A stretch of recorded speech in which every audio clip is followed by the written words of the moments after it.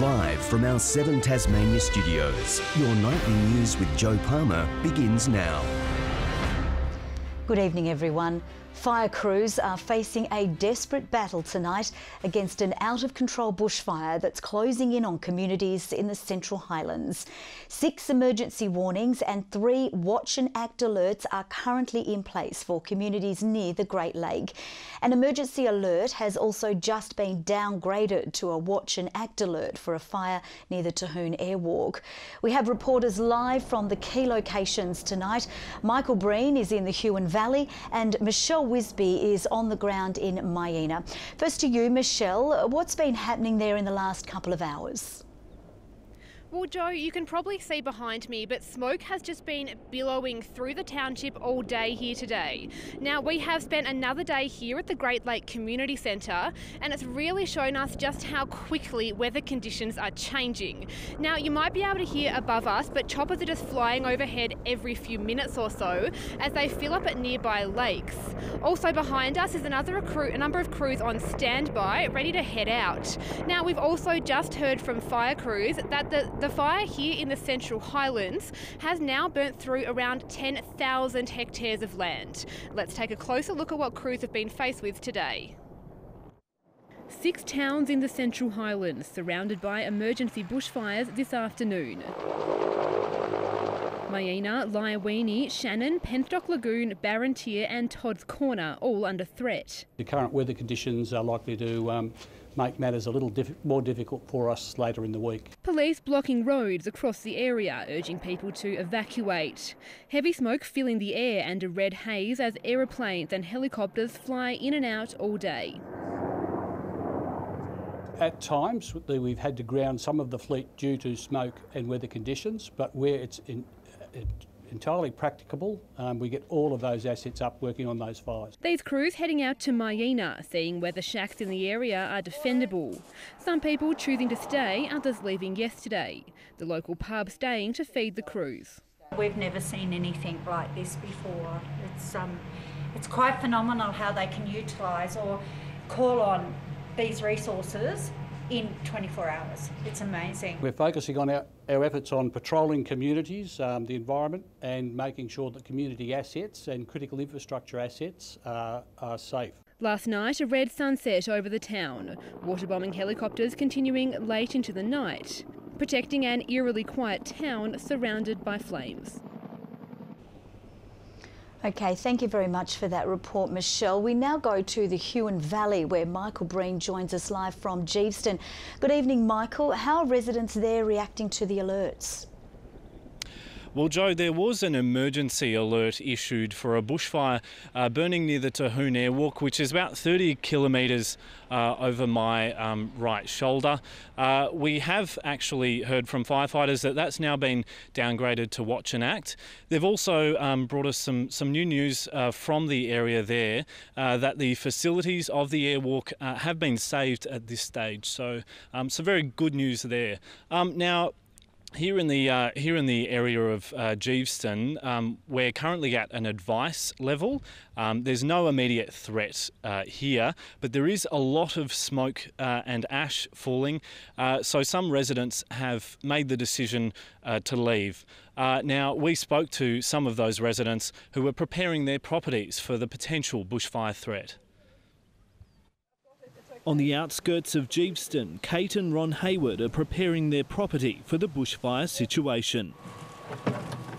So here, just with the old windows and the window frames, when they talk about ember attack, it's just lodging in, and there's still areas it can lodge in, but it does stop the... It's one line of defence. Deploying sprinklers and filling up their gutters with water, that's part of their bushfire plan. But their car is packed and they're ready to go. There's a point always that preparation is purely preparation, and if it's advisable to leave, well then that's what you do. Rebecca and her 2 boys, Blake and Darcy, have their essentials packed. What sort of things have you packed?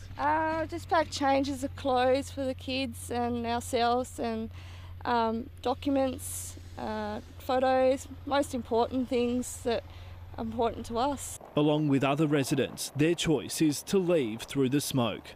You've got children in the car. Are you really worried? Yeah, I'm trying to keep them inside, and I'm actually heading north now up to my grandmother's just to get out of it. The skies of the Huon Valley thick today, with air quality in some parts more than 30 times the notification level. What's the sort of smoke situation been like here? Thick, really thick. Yeah, a lot of people have got out and went elsewhere out of it, so... That smoke causing problems for firefighting helicopters, grounded during parts of the day by lack of visibility.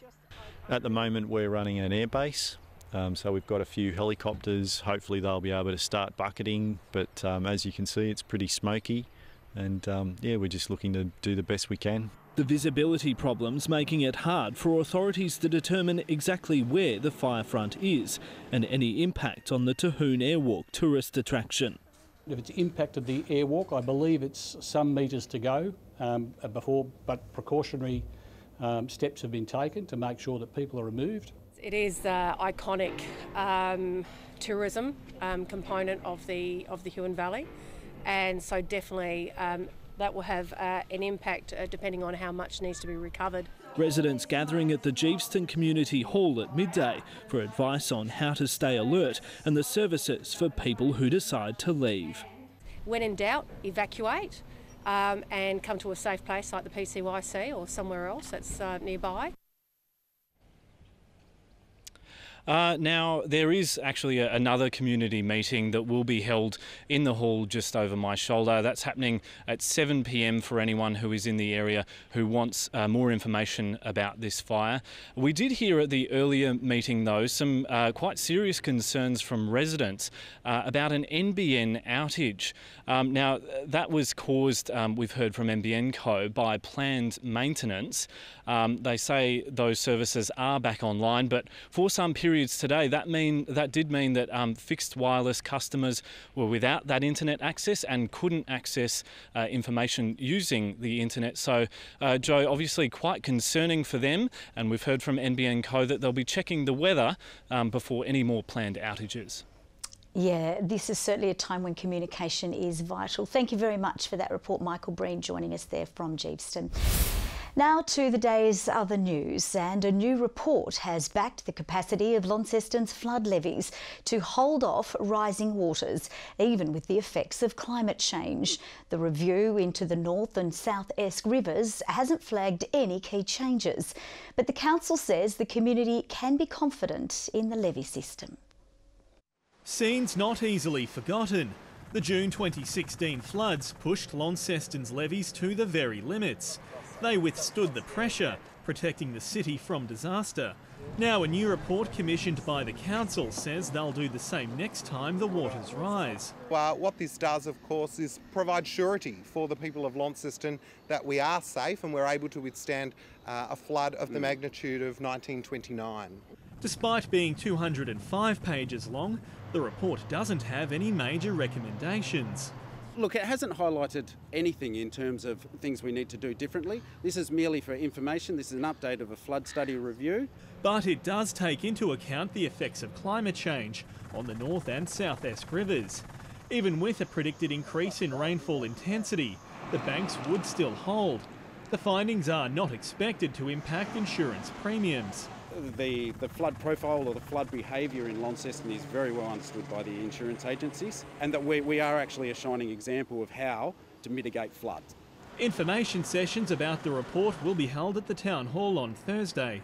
Sean McComish, 7 Tasmania News. The River Derwent has received another mixed report card on the state of its health. While bream and flathead caught from the river should never be eaten because of high mercury levels, most seafood is still classed as unsafe to eat on a regular basis. Still have high heavy metal levels in our sediments, but we are seeing an encouraging sign that levels are decreasing in some shellfish, but they're still above the guidelines for safe eating. Two popular beaches, Nutgrove at Sandy Bay and the southern end of Blackmans Bay, received the worst ratings in the estuary, and a Taswater and Council investigation is underway into why. A push to scrap Australia Day celebrations in Launceston has been met with a divided response from the community.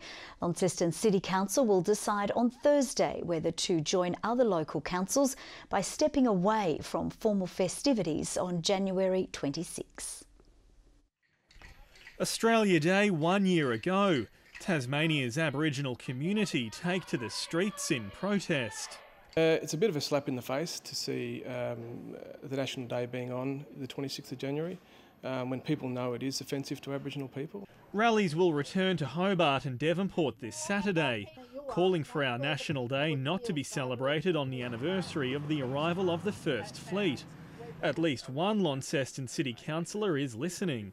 It symbolises a lot to do with the dispossession and the decimation of Aboriginal culture. He's put forward a motion to dump the date and lobby the Commonwealth to find a new one. A step in the right direction, according to Aboriginal leaders. We're optimistic that it'll get up. This is a great opportunity for the Launceston City Council to improve their relationship with the Tasmanian Aboriginal community and to just generally promote reconciliation with Aboriginal Australia. It's a day that is divisive, and the sooner that people recognise that, the more likely we can have an inclusive Australia and a positive future. But it's already proving to be a divisive issue for the public. I'm Australian and I like the day. Sorry. You know, it's part of heritage. You know, things change all the time. Australia Day, that's what it is. They were the first people here, so we should, in terms, respect the people that came before us and be considerate of them. And yes, they're Indigenous. But this is when we came, we decided we'll have a day as Australia Day, which includes all Australians. It's offensive to so many people, and I think we should, out of respect, change the date. Council will vote on the motion on Thursday. Sean McComish, 7 Tasmania News. We return now to our coverage of the bushfire crisis, and warnings are now being issued on the eastern side of Poatina Road in the Arthurs Lake area. Our reporter Tom Johnson joins us now live from the TFS Northern Headquarters at Youngtown. Good evening, Tom. Where have the new blazes sparked up? Well, Joe, 3 new watch and act alerts have been issued for Wilberville, Flintstone and Morass Bay. Now, that area is nestled between Arthurs Lake, the Highland Lakes Road and Poatina Road, and on the latest advice from Tasmania Police, those roads do still remain open. But the TFS says those areas will be at high risk tonight. Right at this moment, there are 32 fires actively going across the state, including one at Ann River in the state's southwest. There are 6 emergency warnings, all in the Central Highlands at the moment, after the one near the Tahoon Airwalk was downgraded to a watch and act less than an hour ago. Now, concerningly, Joe, the TFS is warning that conditions are unlikely to ease until much later tonight. Back to you. OK, thanks for that report, Tom. Tom Johnson joining us there. The Hobart Hurricanes is showing no signs of slowing down as their reign on top of the Big Bash ladder continues. Unbeaten centuries from Matthew Wade and Darcy Short guiding the side to a dominant win over the Adelaide Strikers overnight. Up against the side who denied them the BBL 7 title, the Canes attack came out with a point to prove. And gone, there it is, the big breakthrough. Weatherall goes, he's not going to get 100 tonight, Blue. Archer the next to strike before Faulkner accounted for one of the home side's heavy hitters. Oh, it's up in the air. There's a couple are getting underneath it. They're in position and they take the catch comfortably. The Strikers' order providing some resistance, courtesy of Colin Ingram. Top Nick got a heap of bat on it. That's gone wild. Faulkner and Archer claiming one more apiece, but Ingram proved the stick in the mud, belting 5 boundaries off the 18th over to help the Strikers along to a 154-run total. Matthew Wade wasted no time chasing it down. Oh, that's a great shot for Wade. He is heaved into that. The Canes skipper on fire, belting his way to 50 in style. It gets better and better for them and more imposing and intimidating for the opposition. Fellow opener Darcy Short soon had a half-ton of his own. He's got the fast twitch fibres. He can't possibly rein him in for a whole 20 overs. The pair finishing up with an unbeaten 158-run partnership, seeing the Canes get it done with 10 wickets and 4 overs to spare. Yeah, it's nice to beat them. We didn't have a great day here last time and I had an even worse one, so it's nice to get a win, but we won't get too far ahead of ourselves. Brisbane Lions fans got a chance to rub shoulders with their favourite players as the side continued its pre-season training camp in the state with an open session at Kingston's Twin Ovals this morning. Really happy with the venue. Surface is great, good size oval, perfect weather. We couldn't have asked for more, and the attitude of the players has been outstanding. Tasmanian Mitch Robinson appeared fully fit as he prepares for his 5th season with the club. The Lions will hold one more open training session at the Twin Ovals on Thursday morning before heading back to Brisbane. Good evening. Temperatures up to 12 degrees above average as Fingal warmed up to 35 today. Hobart 24, Launceston 31, Burnie 33 and Devonport 25. Grove and Campania 30, Lyawini and Smithton 29, St Helens 27, Friendly Beaches 26 degrees, King Island 24 and Strawn 22.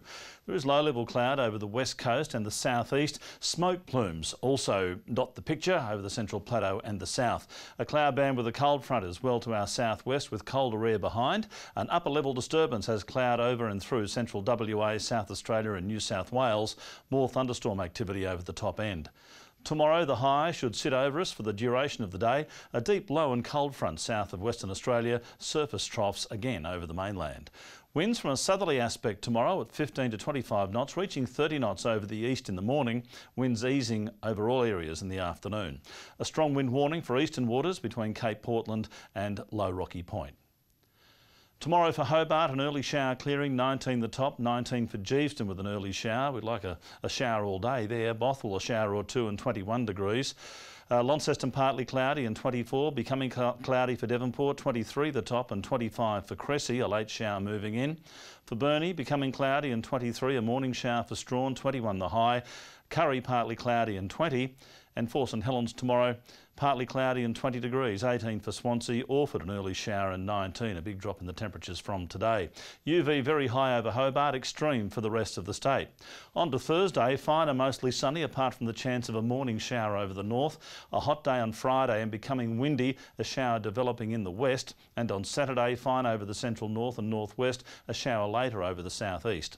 A windy day with a shower in Perth tomorrow, hot and sunny for Adelaide, early drizzle clearing from Melbourne, a top of 25 there, a possible storm for Canberra, a shower in Sydney, but mostly sunny for Brisbane. Hobart 22 at the moment, Launceston 28 and fine and sunny, Devonport 26 as well. Not great weather forecast, Joe. All the weather we need is weather that can help the respite against the fires at the moment. Yeah, let's hope tomorrow's cool change does just that. Thank you very much for that, Murph. And that's all from the team for now. We'll see you throughout the evening with updates. Bye-bye.